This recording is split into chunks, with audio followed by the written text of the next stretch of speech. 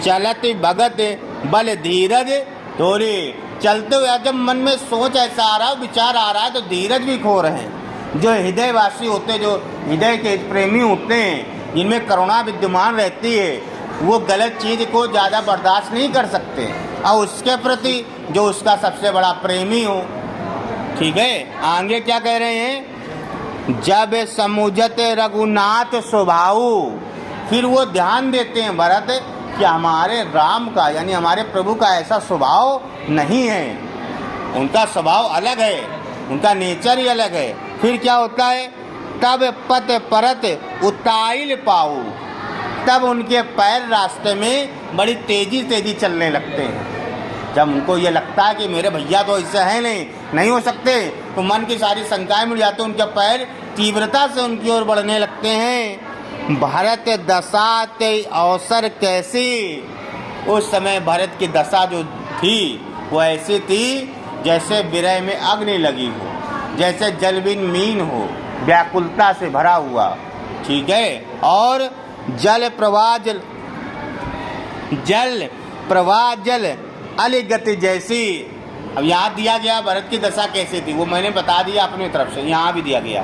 कह रहे हैं उस समय भरत की दशा ऐसी थी जैसे जल प्रवाह में कोई भौरा बहता चला जा रहा हो। जल का प्रवाह हो, जल का प्रवाह है, उसी में कोई भौरा फंस गया और वो विपरीत प्रवाह में, तो वो क्या कोशिश कर रहा है लेकिन बढ़ नहीं पा रहा है प्रवाह के कारण। वैसे भरत की दशा थी, वो कोशिश कर रहा है कि राम के पास जल्दी पहुँचे, लेकिन जो अंदर प्रवाह चल रहा उसका, संवेदनाओं का, भाव का, उस संवेदना में वो बहता जा रहा, तीव्रता से चल नहीं पा रहा। कह रहे देख भरत कर सोच स्नेह, भरत के इस प्रकार के स्नेह को देख करके सोच में पड़ गए। कौन? भा निषाद ते इस समय विदेहू, निषाद राज जो उनके साथ चल रहे थे, उन्होंने जब भरत की ऐसी दशा देखी तो बड़े व्याकुल हो गए, सोच में हो गए, और वो अपने देह को भूल गए। मतलब उनकी देह में, शरीर में जो पीड़ा थी, जो थकान था, वो थकान को भूल गए, पीड़ा को भूल गए, और भरत की जो पीड़ा थी वो महसूस करने लगी। ठीक है, तो अगर आप पूर्तिया भावार्थ देखें तो ये निकलेगा कि यहाँ पर भरत जी अपने माता के किए कर्मों को याद कर रहे हैं, और उस कर्मों को ये सोच रहे हैं कि मैं राम जी से मिलूंगा जाके, तो राम जी मुझे स्नेह से आदर देंगे, या क्या करेंगे?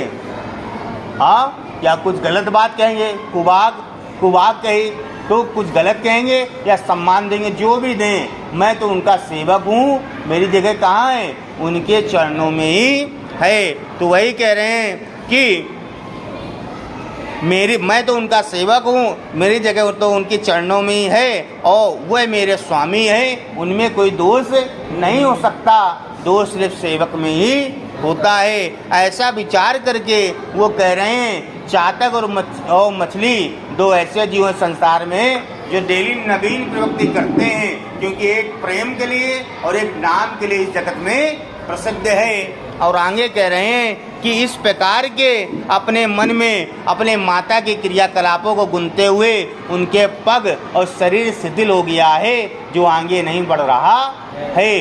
बाद में उनको विचार आता है मेरे भाई राम तो ऐसे नहीं हैं, वो तो नम्र स्वभाव के हैं, अवश्य मुझे क्षमा कर देंगे। जब ऐसा विचार आता है तो उनका पग रास्ते में तीव्रता से बढ़ने लगता है। और आगे भरत की इस दशा को देख करके, भरत की उस समय जो दशा थी वो ऐसी है जैसे जल प्रवाह में फंसा हुआ कोई भौरा हो। भरत की दशा को देख करके निषाद राज को बड़ा दुख होता है, और वह अपने शरीर के कष्ट को भूलकर उनके दुख में दुखी हो जाते हैं।